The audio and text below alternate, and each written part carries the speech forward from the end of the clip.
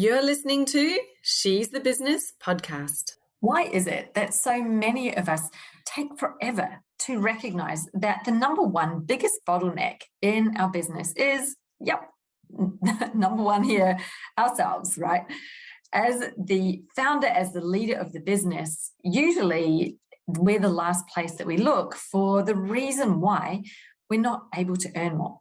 Most people are stuck at that capacity ceiling thinking, well, I'm absolutely stacked. I'm busy. There's no more I can take on or do because I'm working so much. I want more clients, but I don't have space for any more. And you're at that ceiling, you're butting your head against it. Maybe you're even starting to crouch over because you're trying to take on more and you really don't have the room or capacity for it. Now, this is a time that happens for everybody. And today's episode is about the 3 ways that you can reduce your non-billable time so that you can have more billable time or maybe even more time for yourself, especially if you've got enough clients right now, but maybe you're just working too much to keep the engine going. So today's episode is about simplifying, streamlining, and taking back more time for you to decide to do whatever it is that you want to do with it. Please stay tuned. It's coming right up. Hi, I'm your host, Jessica Osborne, and in my 23 years of business and marketing, I've built many brands to become multi-billion-dollar companies. And just in the last 10 years, I've built 2 online businesses of my own from my dining room table with 2 little babies running around at my feet. I've made it my mission to inspire you to get out of your own way and become the successful business owner who's living the lifestyle you really desire without all the hustle. This is She's the Business podcast, made by women for women. This is your weekly dose of motivation and inspiration. Hello, my beautiful people. Now, if you've been following me for any amount of time, you'll know that one of my core guiding principles of business is earn more while working less. And what that means is we're looking at smart, efficient business. We've got so much technology available to us these days, and there is really so many ways we can leverage it so that our time is being maximized in the business, which leaves you more time to be out of the business, right? I mean, I didn't start a business so I could work 70, 80 hours a week. I started it so I could work less, have more time with the family, have more time for myself, my kids, all the things that I want to be doing, even though, of course, I love working with my clients. I love working in the business. I know that I'm at my best when I'm not overloaded, where I'm not overworked at all. So that means being smart about it. And a really good indication of a growth business, a really scalable business, is one that is dialed in terms of the time, leveraging time. So how can we reduce that non-billable time that you're spending in your business? And maybe it's even a bit more than that. How can we reduce the time spent on tasks that aren't helping to gain new clients? So, there's a lot that we do that can be very valuable, and it's not necessarily billable time. And this is down to how you've structured your business. But I want to simplify this for you today. I want to help you to see what it is that's currently happening in your business that you could make more efficient or leverage and gain some time back that you can either reinvest back into the business in terms of, giving you more time to do that project that you've had on the to-do list that you keep on ignoring, or more time so that you can bring on more clients. Either way, it depends on what your service structure is. Maybe it's more time to market so that you can fill up your programs. And I've got a really simple sort of 3-step approach that I take whenever business has started to feel like it's a lot of work. There's a lot of hard work going on. It's busy. And it's not feeling light and it's not feeling fun and energetic. It's just feeling like work. And, I don't want it to feel like work. That's why I left work and started a business so I could have fun and enjoy myself. So, what is the 3-step process? Let's get right into it. Number 1 is, and I've got an acronym for you. So let's just say that up front. We're going to call it SAD, S-A-D. And you'll remember it because whenever you're feeling sad in your business, you're sad because you're overworked, you're overwhelmed, you're a bit stressed, there's too much going on. It's a sign that you need to deploy the SAD strategy. Okay, we're going to stop being sad and we're going to start feeling happy and light and joyful again because we've got our business back into really good, streamlined working function. So the first one, SAD, is S. S means stop. S is for stop. So what is it that you're doing right now that you actually don't need to be doing in your business?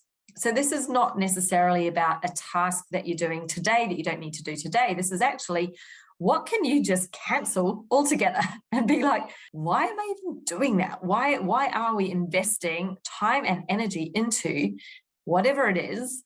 Because you've lost the value that you're getting from it. Or maybe you've discovered that there isn't a lot of value in it. It's actually just consuming your time and your energy for very little or nothing in return. If it comes into that category, can't see the value, time, energy going into it, yes, then that would be a prime candidate for stop. Stop doing it. Let's strip away the stuff that's making your business feel heavy and busy, that's not helping you to generate the outcome that you want. So first up is stop. What can you stop doing? What can you get rid of right now? And the easiest thing to do is just to be like, oh, I'm not going to do that anymore. Stop. Now, I have a story about this because I've just gone through this process in my business. And next week's episode, I'm going to share with you what I decided to stop, how I came to the point where I knew that I needed to stop doing some things and what that means for the new chapter in my business. So make sure that you tune in to next week's episode. I'm going to go much deeper into what this means and my story around what I decided to stop doing this year and what impact that's had. The next one, and this is a pure favorite of mine. So you've got rid of this stuff that's not working, that's unnecessary, things that you don't need to be doing in the business. You've stopped doing them. Next step is from whatever is left that you're doing, what of these things can you automate? Now, I love automation because sometimes we start doing something in the business and the easiest way often to get it going and up and running is we just do it manually because it's simple in the beginning, like it's easy to do, it's not complicated. You might think, well, I'm just going to have them email me, I'll email them back and whatever. You have a process, but it's a process where you've got a high touch, where you're doing the work and it's reliant on you to be there and to do. Now, this is dangerous for two reasons. One is it's taking your time. And it's a process that is happening on a regular basis. So it's a prime candidate for being automated. The second reason why you'd want to automate it is you're currently A, the bottleneck, and B, the major risk factor. So what happens if you can't be there to do that step where you've got it? It's a manual process. What happens if you're just not able, you're too busy, you overwork, you drop the ball? Like you're really a high risk factor in that customer experience right now. So those are the first things to look at to automate. Can you take any processes that you're following in your business on a consistent basis and figure out how you can use your technology to automate it? Now, I've got 3 of my favorite automation platforms that I'm going to share with you and how I've used them to automate and streamline things in my business. So I'll share with you what they are, what I use them for, and how that's helped me, what it's reduced in terms of my time that I'm now no longer spending doing all the stuff I need to do in the business. So the first one is a big change that I made 18 months ago, I think, when I decided to shift my website platform and my online programs over to Kajabi. Now, first reason I did this was because I could simplify my tech stack. I went from having a WordPress site with lots of plugins and subscriptions with all these different plugin companies, all of this add-on stuff that I had to pay for, maintain, and keep synchronized, that keep on doing the plugin updates that were then, avoiding conflicts with different updates and all sorts of complicated stuff that was going on. I got rid of it all. I got rid of my hosting platform. I got rid of checkout functionality. There was quite a few pieces of technology that I cancelled. My video hosting, which was a huge cost actually in hosting it on Vimeo. So I, number one, brought it all in on one platform, which of course has made my head and my life a lot more simple, because I have one thing to manage with my website and with my checkout, with how people sign up for my programs. So that's the first thing. It really streamlined and simplified that. So it removed the time I was spending in fighting fires on the website, managing plugin updates, managing issues that were happening with plugin conflicts, all sorts of stuff. So it really reduced that tech headache straight away. The next thing that it did was it simplified my buyer's journey when they purchase, and invoicing and receipting. So because I'm using Kajabi, they were able to sign up online for their program, pay for it automatically, have automatic payments set up, be emailed a receipt, and I don't do any of that manually. It's all done automatically for me through the platform and through my integration with the payment processing platforms, Stripe. So that has removed a huge headache and a huge admin burden as well in managing things like invoices. Do you need to send an invoice when that's happening? Like, all of that time is not in my day.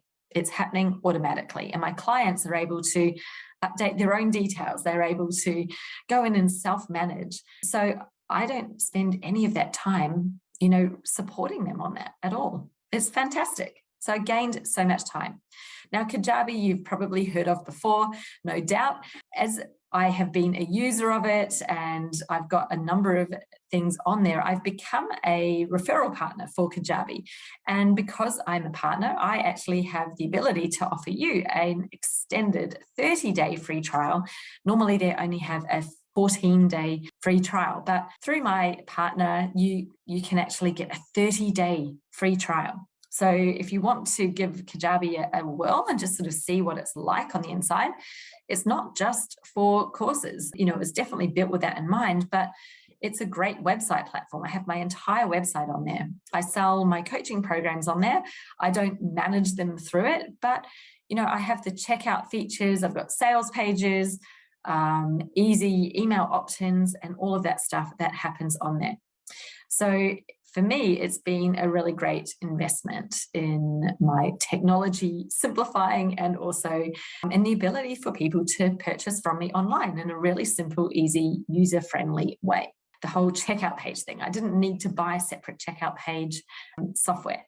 So you can head to jessicaosborne.com/Kajabi30 and get my special extended 30-day free trial on Kajabi, just as a benefit for being here and listening to me in my podcast, being my audience. I welcome you to make use of that. Why not give it a try, go in there and suss it out for 30 days and see how it might support your business and what tech you could actually get rid of if you had Kajabi. Now, you may not know that it now offers the ability to support podcasts. So I've actually got my whole podcast on Kajabi as well. I was able to do away with my podcast hosting platform, and it's also bringing out features to support authors with their books. So incredible. There's so much happening on there. It supports courses, memberships, coaching programs, podcasts, and books. Wow. Really, anything that you need for an online business. So yeah, my trial was jessicaosborne.com/Kajabi30, 30, that is. So Kajabi30, and you can go and get that 30-day free trial. So that's my first platform that I recommend, that saved me a lot of time and effort and energy in having and automating my business for me. The second one is one that I have known and loved for years and years now, and it is ActiveCampaign. Now, a lot of you know that I've been using that for my email marketing, and I still do. Even though Kajabi offers email marketing, I've still got ActiveCampaign because here's the reason why, not because of the emails itself. It's actually because on ActiveCampaign, I've got a huge amount of automation set up that is automating my customer journey, my customer experience, both pre and post sales. Importantly, as soon as someone signs up with me, they're getting a welcome email with all the information that they need, links to resources that they need, their first tasks to do, their homework, their links for booking in a session or accessing their program or course. Not all in one email, of course. I've got a series of emails that goes out and it's spaced out so that it feels like a really easy, not overwhelming, and simple onboarding process. So I use ActiveCampaign because it's got such great automation, journey, mapping features in there. So you can have conditions of, whether you send the email or not and who you send it to, how long to delay between each email. You can check and see if they've opened the last one before you send the next one, right? There's so much that you can do, and it helps to create a really personalized, really good customer experience so that my customers feel supported, not overwhelmed, and they're getting the information that they need at the time they're getting it. So ActiveCampaign is another one that I know and love. Of course, the email functionality and the ability to send great emails is really good. It's top of the range. I have used many email platforms in the past, and I have never loved any as much as ActiveCampaign. It does everything that I need it to and more. I mean, I'm not even using all the features for it yet. It has full CRM capability as well. So, it is a fantastic resource if you don't want to use, for example, the emails in Kajabi, which are fine. I use Kajabi emails for a lot of the automated ones with my courses, the programs, when people are opted in. So there's a series of emails that get sent automatically from Kajabi, but I use ActiveCampaign for the majority of my marketing and my coaching business onboarding emails. So you can head to, if you want to try that out, I have a free trial for that one as well. And, I really do use it every day, wholeheartedly recommend it. It's made running my business a lot easier. And the amount of time that I save in knowing that people are being served with what they need when I'm not there is amazing. So you can head to jessicaosborne.com/AC trial. So A for active, C for campaign, trial, and you'll find the ability to sign up for a free trial there with my special partner referral. And I believe you get a longer trial than you do when you just go to their normal standard website. So yeah, head over there and have a look, check it out, see if you like it, make the decision. And if you need that second platform, or if you are going to go with Kajabi, you might find everything that you need there for your email marketing, because it does offer email marketing. Just I found not quite at the level that I'm looking for at the moment with my business, but I'm sure that in the future I may look at how I can move some more of my emails over to Kajabi as well. Now, the third one that I have saved me so much time is what I call the sticky glue of automation. So this is a platform called Zapier. Zapier effectively connects different platforms together that don't have an existing automation between them. They might have an automation to Zapier, and Zapier can connect them with another platform. So, for example, one of the ones that I have set up recently, which is a great help to me and my team, is whenever somebody books in for a podcast interview with me, that booking comes into my calendar because they book it via Calendly, which is another of my platforms, but I wasn't going to go into that one today. So they make the booking, that comes into my calendar, and then Zapier recognizes that a new booking has been made with the word podcast interview in it, picks up the information for that booking, and it creates a task in Asana. It also automatically assigns it to somebody in my team, puts a due date on it, and I've put in there all the information that we want to gather from that booking so that my podcast producer knows exactly who's booked in, what day, what time we're going to be doing the interview, what the background of the episode is, and they've got all of their links for their social media, their website, everything that we want to share for the show notes. So it saves so much time. I don't need to tell them when I'm doing the interviews. I don't need to tell them when there's an interview ready to download, because they know that it's being done. They know it's there. It's all in Asana, already set up as a task and assigned. Wow. And that's just one example. I've got a lot of different automations that are happening through Zapier, where I'm connecting different pieces of technology so that I get, I pass information from one place to another. And it's so much easier than just trying to remember to do it or having someone manually going in and checking for things and transferring information over. That is my third tip, about the automation platforms. So back to my 3-phase process. You may have lost the track of that now. We had S for stop, A for automate, and the last one, D, is for delegate. So if you've got anything left after you've stopped doing the stuff you don't need to be doing, after you've automated everything that you can automate, then whatever you've got left, if it's not your genius zone, if it's not something that you are loving, that you're inspired by, motivated by, and if it's not a high ticket task, like if it's literally a low level task, but it does need to have somebody do it, then it's ideal to delegate. If you don't love it, if you're not enjoying it, if it's not your passion, if it's not something that you have a lot of proficiency in, then this is what you delegate. You delegate it to somebody. So, do you have someone on your team already who's supporting you, who's a VA, who could handle various tasks? Do you need a specialist?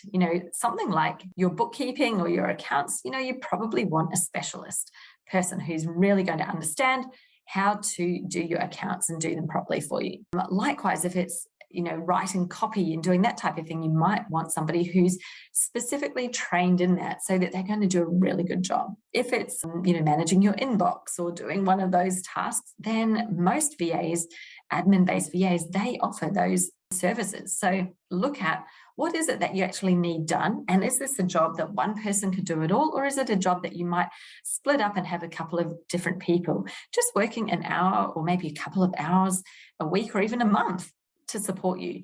And yeah, it might not sound a lot, but that time that you gain back is worth so much more than what you're paying for somebody else to do it.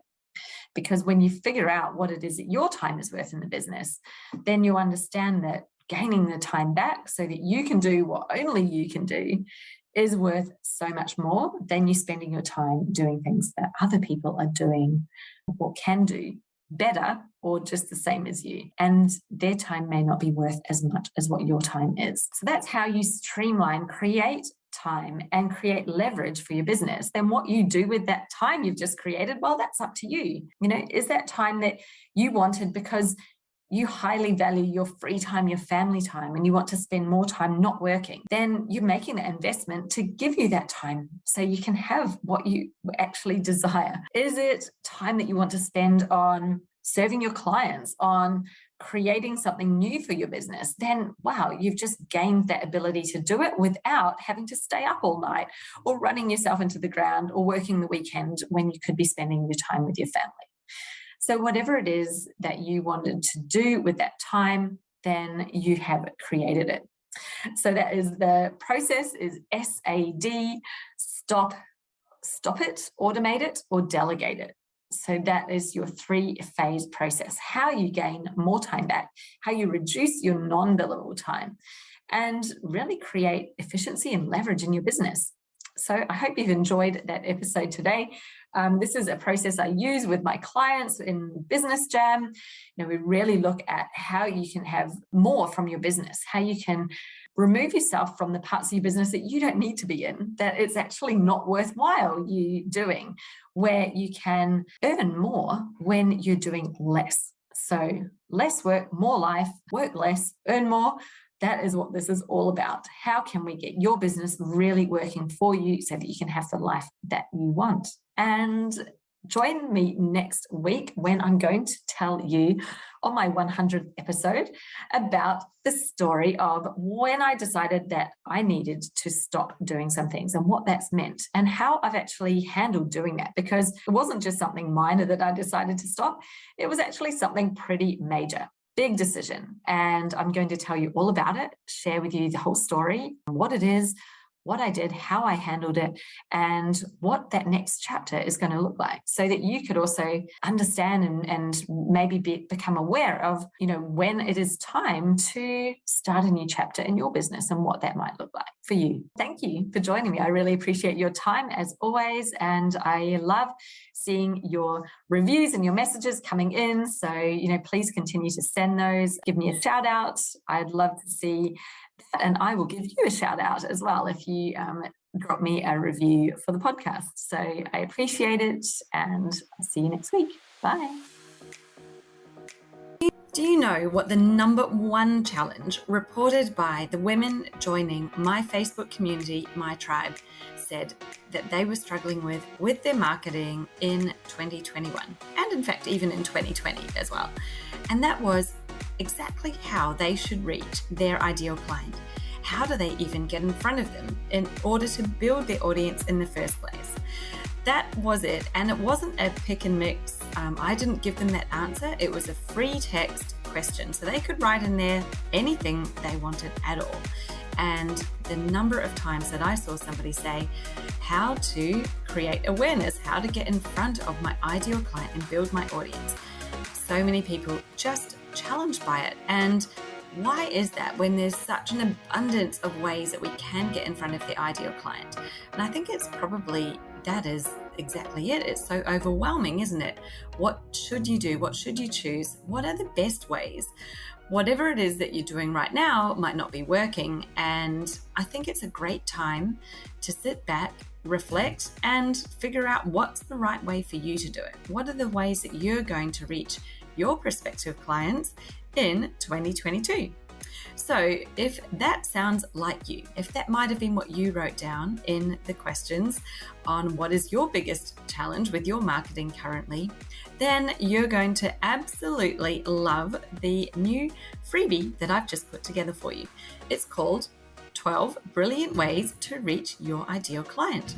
And in it, I share with you the 12 top ways that you could use in your marketing plan this year to reach a bigger, broader audience in order to attract those ideal clients in to your inner circle, into your, really well-defined audience and become real leads for you. So if you'd like to get your hands on this brand new freebie, then all you need to do is go to jessicaosborne.com/12 ways.